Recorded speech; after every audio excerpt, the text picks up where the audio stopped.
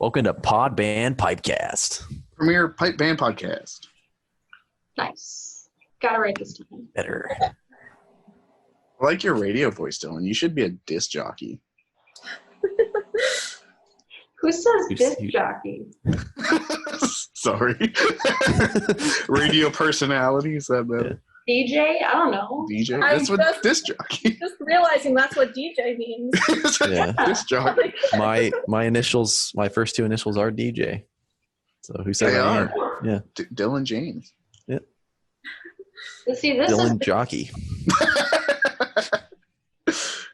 this is the quality educational content that people listen to us for. Good job, you guys. Yeah. Here's another fun fact. Me and Dylan have the same middle name. Yes, we do. Uh, RJ. DJ. Hashtag today I learned. The more you know. Hey everyone, and welcome back again. This is Pod Band Pipecast, and today we're talking to Robert, Shepard, and Dylan Anderson, like we were last week. If you missed last week, go back, listen to it. I don't know why you didn't listen to it. You're on the wrong episode. Yeah. We'll wait. It's okay. We'll wait. You missed my character arc. Quality pipe band material. Character arc where I turned into this guy. Turned into this guy. By the way, that's a good segue. Thank you very much, Dylan, for bringing that up. We have the video of this recording available on our Patreon at patreon.com/podbandpipecast. For a mere $5 per month, you can watch this and all our other episodes in the future and everything that have the video, and there's some great, like, the inside joke. You didn't get that if you're not watching it. Yeah, doesn't translate well. Yeah. Also, early access. 2 days early. 2 Saturdays days instead early. of Mondays. So what do you do on Saturdays? Well, I don't know what you do, but you could be watching Podband Pipecast. Yes. Or Sunday, but can't do that if you're not on Patreon. Yeah. Anyway, thanks for listening and or watching on whatever platform. Let's get back to it. These guys were just in the middle of telling us about how they came from, actually, and Adela too, came from the American high school marching band world, and just one day Googled anything but marching band. I don't know how that, let's talk about that for a minute. That needs to be the first question, because I forgot to ask it last episode. Why didn't you want to, whatever your Google search was that led you to the band, why didn't you want that? Well,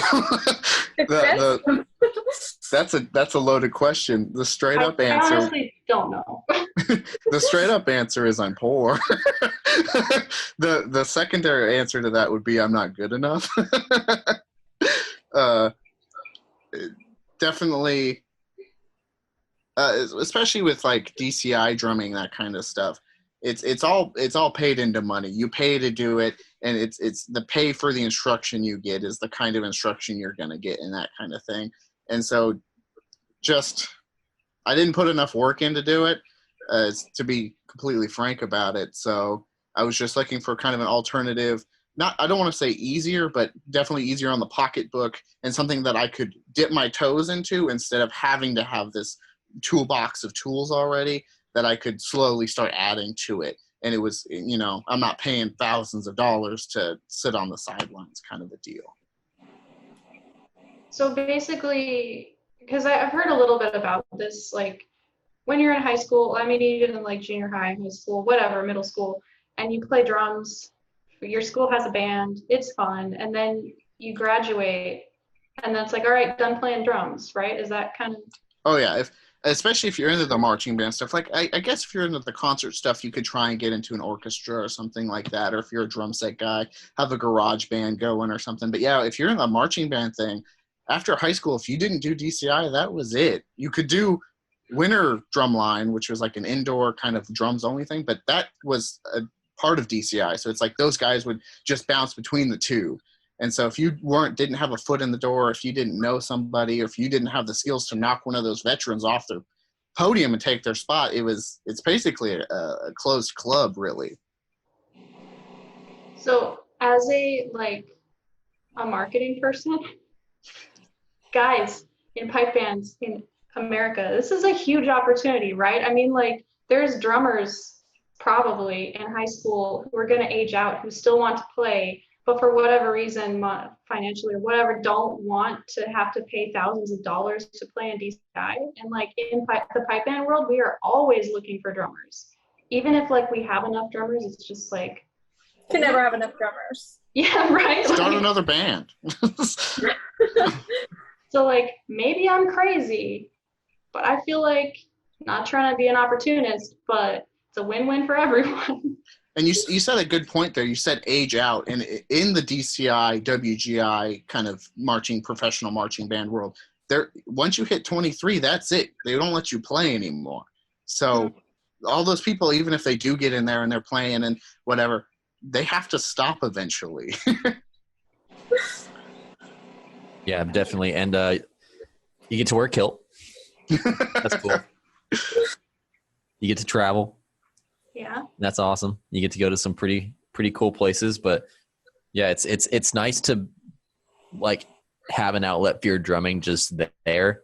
And like at least in this band, the family element of it just keeps you going. Like you know, like these people are my family. Like I can be drumming with these people till I'm 80. like I'm just in it. Like you never feel like you are shooed to leave. Like that's something I really love about this band. You're crying. I am crying. You just can't tell. That's why he's got a video. We'll edit some tears onto that picture. Don't worry. Please do. But that would be Please funny. do. Okay, actual first question. Adela, do you want to take this one? Yeah. What was the most challenging thing for you when you first joined the pipe band? Holding my sticks right. It was weird because we were learning to drum a different style. Like it was a lot more loose and less structured, and you couldn't, like with pipe band drumming, you're not taking a ruler and checking your stick heights. Like you're not trying to exactly match somebody like you would in like marching band or DCI drumming. So just switching from that, still being in marching band, to going to like a much more loose feel, and having your drum instructor notice that you're drumming a little differently, like that was definitely pretty challenging. But it wasn't hard. It was just you had to be able to switch it on and off. Yeah, definitely switching between the loosey goosey and the robotic, man. Because those drum instructors, if it's not all, they'll notice and they'll get you. And you know, we got ridiculed all the time. You know, what's that weird playing you're doing? Why are you playing so funny? And That's dumb. That's dumb. Why are you playing dumb? And it's just you know, bouncing between the two. That was definitely the most challenging. And learning to let go when you're doing pipe band drumming, because you go in there and you've got this set, you know, you've been pounded in for 2, 3, 4 years of how you're supposed to drum, and you just have to throw it all away. And because if you drum like you do in American drumming, you're going to blow everyone out of the water first off with your volume, and you're not going to look, it's going to look funny, and you're going to be so metronomic and robotic that everyone else is feeling this groove and they're drumming and you're sitting there just banging away like a clown. You know, everyone's going to laugh at you.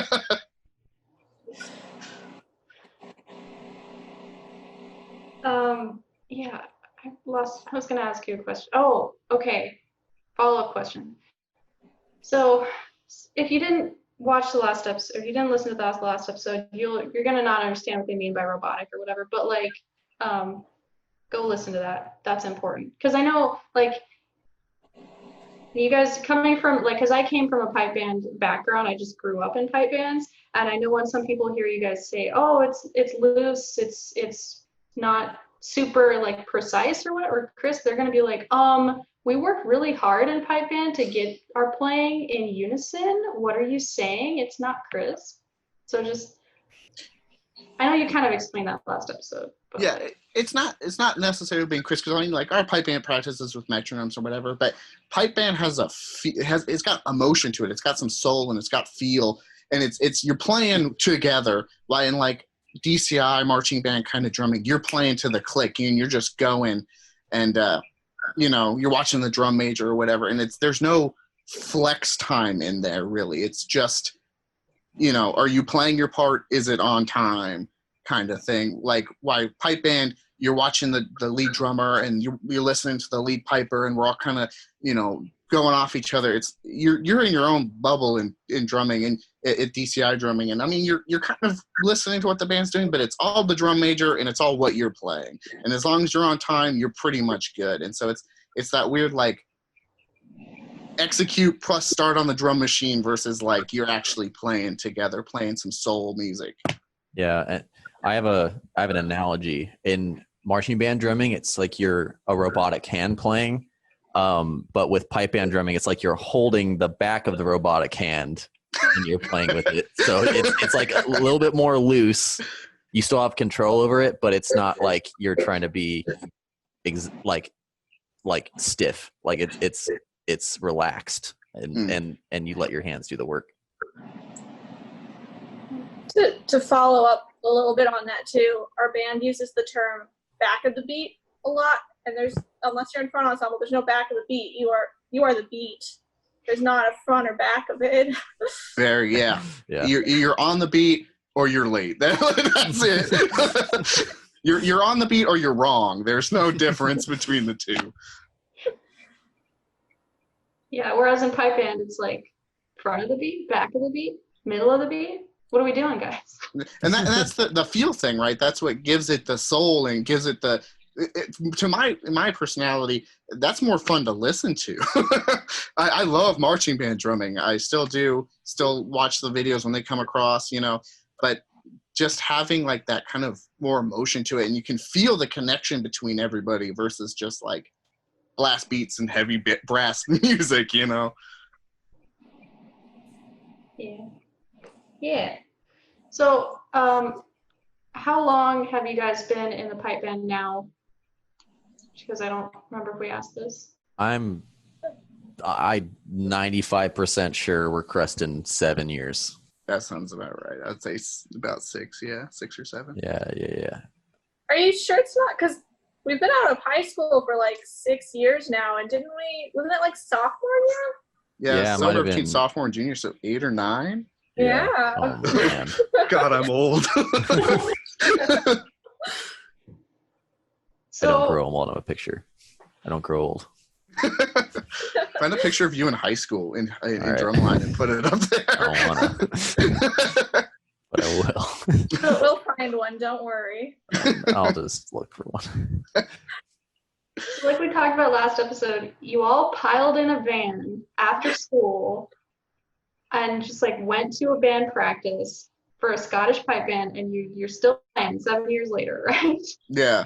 And like none of us knew what we were doing. I watched a YouTube video of the Basic Caledonian Pipe Band. I read your website and I went, yeah, let's check it out. Let's see what that's like. Because especially out here in Arizona, it's a desert. There's nothing out here. So your choices were very limited. And so I said, well, if this doesn't work out, then what? It's kind of a thing. So when we first went, it was like eye-opening almost, because it's just like, wow, this is so different and this looks so fun versus listening to trumpets all day. And it was unique enough, I think, to make it a memorable experience, because I'm not Scottish. None of my family is. I never grew up with bagpipes. I didn't grow up in any of this. And so to be like, wow, when you hear a bagpipe for the first time that's not on a movie or someone playing at a funeral, it kind of hits you when you feel the whole band and you see the drummers going, and it puts a smile on your face, especially if you're really into it, because there's nothing like it. You can't reproduce that feeling doing anything else. It was like that for the first time. Everything after that. Yeah, that was downhill. Just kidding.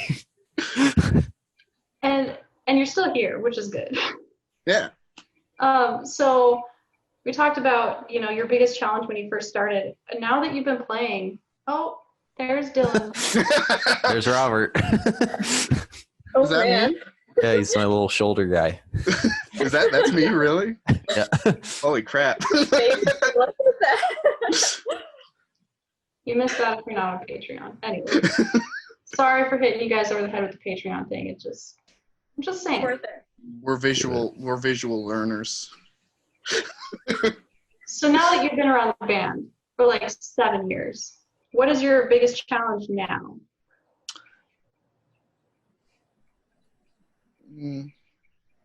Really, it's especially now with our band is kind of this unique kind of situation here, but we're ramping up the music and we're playing higher grade music and getting our hands to, we're getting old.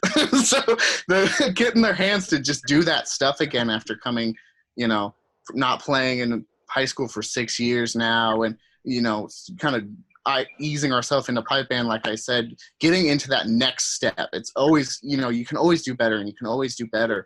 And so getting yourself to do that next step is probably always going to be the most difficult part for any instrument, really. But just being able to do it and watching your progress grow each week as you're practicing at home and you're playing with the band, it's pretty awesome. But that's definitely just getting the new music and going, whoa, we haven't done that before, or we haven't played a rudiment like that before, because it's always some kind of twist, especially with our lead drummer. He's always putting in some kind of twist or some kind of short stop. It's like he's just trying to challenge us to get us just that much better.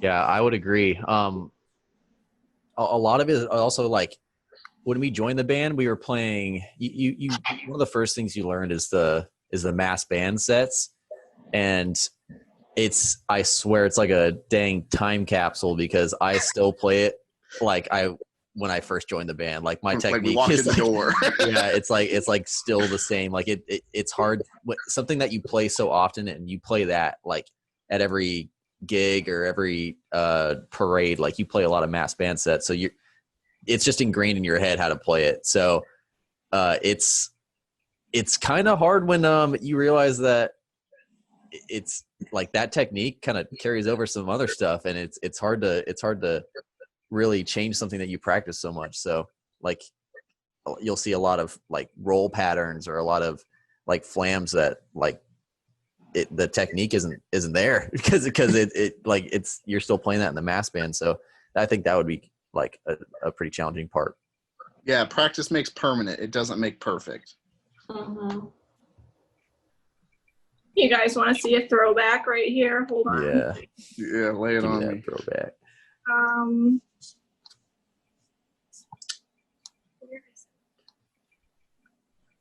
Oh my God. Oh, look at that. Oh. Oh my God. The three of you, like, probably one of the first times you played with the band. That's the RAF gig. That's the first gig we did. Yeah, I mean, look at those old pearls. I don't know how Dylan, how do you crop this thing? I've been cropping the picture and saving it over and over again. It takes a lot of work. I've just been doing it for the bit. You have to crop it in the like actual file itself. Okay. Yeah. I'll do that and then you'll see it, I guess. Yeah. It's kind of weird. What do you think would be the biggest obstacle for an American high school drummer coming into the pipe band world? I would say, when you're in high school, you're still practicing your music and you're still like doing that, but you're also practicing a different style of music at the same time. So I think the biggest challenge would be to find the balance between them and like learning two different styles and sets at the same time. Yeah, definitely. And not to be the Debbie Downer, but high school, it's all about image. And so when people find out that you play in a band where you wear a skirt, they're going to torment you about it. And I think that's kind of one of the drawbacks of like a lot of the other drumline guys we had. When we asked if they wanted to do it, it was just like, no, I'm not into wearing skirts. And so it's like trying to get them, over that kind of obstacle, and the image that kids have, whether in high school, is probably one of the biggest obstacles. It's like, it's weird, and it's a weird uniform you're wearing, and it's a whole weird culture that you kind of have to nosedive into. And that's probably that first step for everybody is probably always going to be the toughest, being in that young, kind of still sensitive area of your life. Yeah. You just got to own it. Yeah. I don't know about you guys, but when I was in high school, eventually I would just stop telling people about pipe band. I would just be like, you know what? Yeah, I'm a drummer in a Scottish bagpipe and drum band. And I would just leave it at that.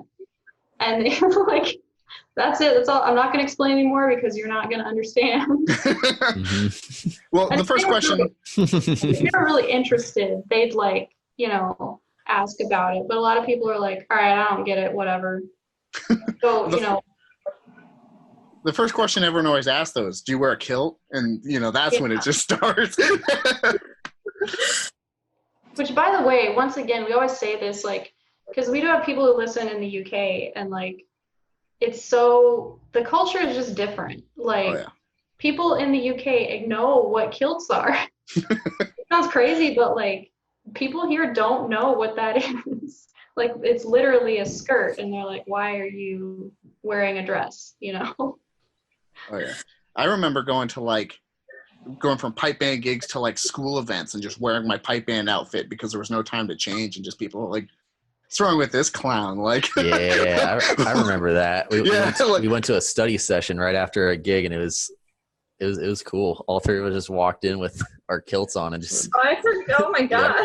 Yeah, and everyone was just like, "What? What's going on?" We were cool in high school. Yeah, it was pretty good. Wasn't cool then. I'm not cool now. So, because once again, this sounds like opportunistic, and I'm sorry, but it's just the way I think. So I apologize. It's just good business. That's what we're doing. It's not personal. It's just business. Just growing your drum section. It's not personal.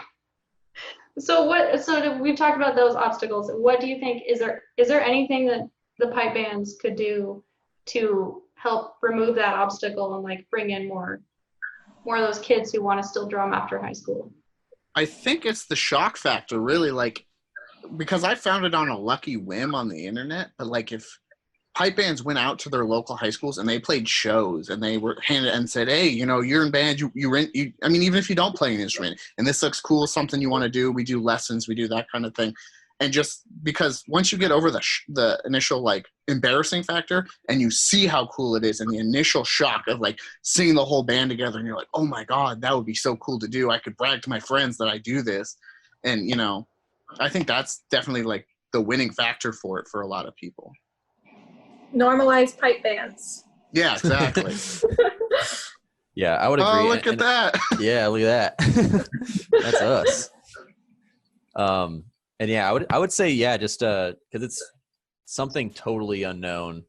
Everyone who I tell that I'm in a Scottish bagpipe band and then I'm a drummer, not a bagpiper, it takes a lot of explanation, and yeah, I would just say just get some exposure to the younger crowds in any way that you can, because a lot of the gigs that we play, it's not the youngest people are there, maybe the some of the parades, yes, but a lot of the time it's not, and especially high school kids who are drumming, I would agree on the exposure part.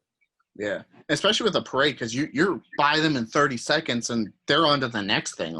Even if they are interested, it's gone out of their head and they're moved on to the mayor who's riding on his float or whatever. Is there anything else you think we could do to attract high school drummers to join a pipe band after graduation? Did we cover it? I'm actually surprised not a lot of Highland High School kids have asked to come. I was just thinking that. We play at their graduation every year. But again, it could be, they're graduating. They're not thinking about what the dopey band on the track is doing. True.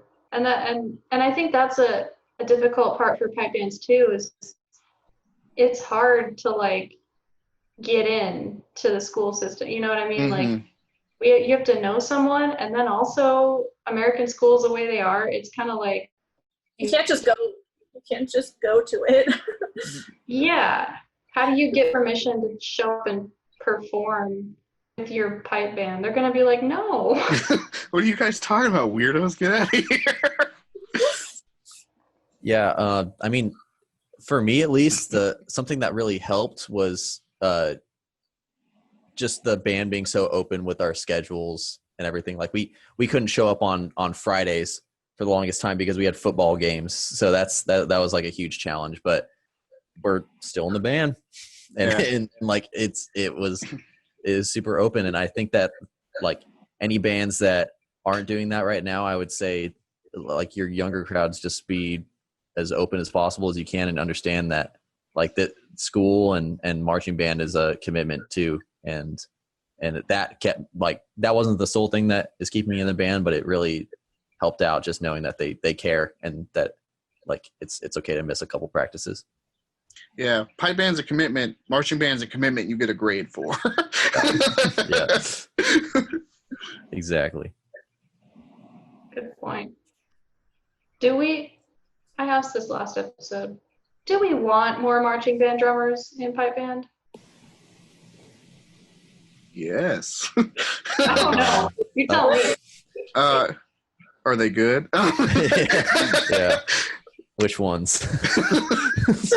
I don't know. Is it too hard of a transition to make? Because one criticism I've heard that by various people who've just lived in Scottish drumming their entire lives is like, well, Scottish drumming is a style that you can't just like learn that. You can't just come in and just play that. Like, I feel like you guys have done pretty well. You know, You're looking at two people who came in and just learned how to Scottish drum.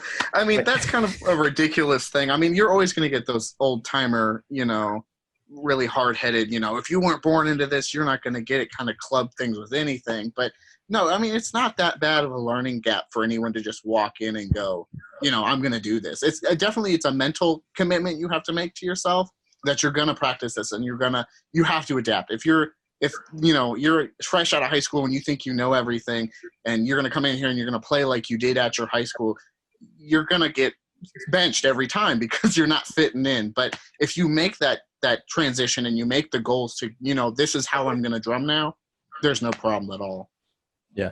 I tripped and fell into this band and I was immediately as accepted as I would be if I like tried out. So it was awesome. But on the question of whether y'all want more marching band people, I guess it really depends. I mean, we have people who they play like brass instruments or woodwinds and they're like joining, not even like some people join the drummers, like it's so open. So I would say yes, like marching band kids are always wanting to learn a new instrument. So I think like they're definitely the best pick. And especially coming from a different instrument, coming into drums, if we're just talking specifically about drumming, you played the piccolo or you play the saxophone or in marching band or whatever, and you come over and you go, the bagpipes just isn't for me. I'm done with woodwinds. I want to play tenor drum or I want to play bass drum or snare drum or whatever. Pipe band is such a nice stepping stone, especially if your band or you have bands around you that are different grades, going from grade 5 to 4 or whatever, because there's always someone who's willing to teach you. And there's always practice you can attend. Even if you're not playing along with somebody, you can sit there with your pad, look at the music. It's so inviting that it's not like a closed door kind of rehearsal. Like you can come and check it out and go, you know what? Yeah, I want to make this commitment, set up lessons with somebody and get into this. I want to practice this, watch YouTube videos, whatever, and get up to this level. It's easy to do. It's such a nice transition versus like high school where it's like, if you came from junior high and you didn't play percussion, good luck. You're in there and people are going to walk all over you. And so it's hey, now I did that and I walked all over everyone else. You did. I mean, you're walking over us now. But again, there's a commitment thing. You had the drive to do it, and it's just about personal perseverance. And it's kind of like that with pipe band, but it's definitely a much easier, it's a softer fall when you go and do it. Yeah, and I guess that's what I'm getting at. I don't need to make you upset. But like coming into it, I guess that's kind of what I'm getting at. Like, it's not that big of a change, right? It's not a technique change, but it's all the building blocks are there. You just put them in a different order. What would you say to an American high school drummer who's thinking about joining a pipe band? Stop thinking. Do it. We don't got space for thinkers. Only drummers. Just kidding. It's definitely give it a shot. Like if you're I'm loving the longevity of it. Like if it's something you want to get in early so you can like enjoy it the whole time, like definitely get in early. Yeah. I mean, even if you just go and watch one rehearsal just to see if it's a fit for you, there's no harm in just doing that. There's no commitment. I mean, you're not paying a door fee to go in, right? You just go watch and see what they do. And if it's something that interests you, ask about signing on. If it's not, keep moving on, right? Like, yep. It's always going to be there, man. Yeah, you can always come back. What I really like, and anybody that I've talked to from high school that was in band and didn't do anything now, like they really miss the performance aspect after high school. And like, it's so nice to still have that. Oh, yeah. I mean, you can sit in your room and play all you want by yourself, but there's no feeling like standing in front of people, in front of judges and just doing it. Mm-hmm. Or even just being in, our rehearsal space and just playing with other people and just inner band, even if no one else is watching. It's just, that's a different type of music right there. Yeah. There's been a lot of like raw emotion on this. We're just giving it all to you right now. This is a season finale right there. I'm still crying. So tagging on to that raw emotion, what has been your most memorable or couple of memorable experiences with the band so far? Oh, man. I went to Scotland this summer, and that was really awesome. Never been to another country before, let alone across the pond, but that was really awesome. But something like earlier on, just being trusted to play like a gig with the whole band, like that was amazing. Like it wasn't something you had to try out for. It was, they just asked like, yo, you want to play? Like, you ready? Like, you just do it. And that was something like that I remember, like one of my first gigs doing that. It was super cool. Yeah. Definitely the family memories and jokes you make with your band, arriving at the games and it's like monsoon storming down and we're all getting flooded and everyone's getting heated. And then once you get in your room, it's all laughs because everyone's just like, you're there now. And like Dylan said, when we first played that first REF gig, and it's just like, wow, people love that you're here. That picture with Adela there, people love that you're there, and that music meant something to those people. Remembering those people who died and that kind of stuff. And it's pipe band is kind of like that unique sense there, is that this is that kind of music that makes people cry and it makes people remember. And there's no feeling like it really when you're going out and people are, you're playing Amazing Grace and people start crying because it means something to them. We make people cry. That's why it's memorable. Yeah, there's a lot of fists. It's a whole thing. And I mean, even like you playing, the St. Patrick's Day gigs and all the drunkards are around you, grabbing at you or whatever. Even that's still like, where else am I going to do this? Right? Like, That's true. No, we do crazy things in the pipe band. All right. So what are you most looking forward to about pipe band in the next year or two? Aside from the obvious, just being together again. I was going to say doing it. I would say our band specifically, we got a bunch of new music and just bringing that to the level that we were playing our old music at, as it is like a little bit more challenging. Like there's a lot more to it than the old music that we were playing, and just to get to that level, like that's super exciting. So it's going to be cool to see the band grow. Yeah, and especially with our band, seeing our new music and it growing and us just getting better and becoming better players. Pipes and drums combined, everything's just ramping up. But once we get back in that first competition, seeing how this break has affected everybody, because I mean, everyone's got this same just chunk of time that we never have before. So it's going to be interesting to see all these other bands come out and just see what they got to throw down after this weird kind of like transitional period for everybody. We're gonna see how many new medleys and new MSRs we get. It's gonna be fun. Yeah. Cool. Yeah. Anything else you want to say to the listeners back home? If you see us at the games, stop and say hi. Yeah, we look like me. We all look like Dylan now, me included. If you have a time machine, you can find that guy, but I don't look like that anymore. Cool. Yeah. Well, It's been nice being on here with you guys. yeah, thank you guys again. It's been a lot of fun. You know where to find us. We're not Not going anywhere. All right, thank you guys, and thank you guys for listening. And yeah, we will see you next time. Bye. Bye. Bye. Bye. Goodbye. Thanks for listening, everyone. If you enjoyed this show, then support us on Patreon for exclusive content as well as the video of us recording this. We'll have special exercises we'll be writing as well as tips and tricks with tenor drumming and other instruments to come. Subscribe to us on YouTube for some tenor tutorials and possibly other tutorials later on.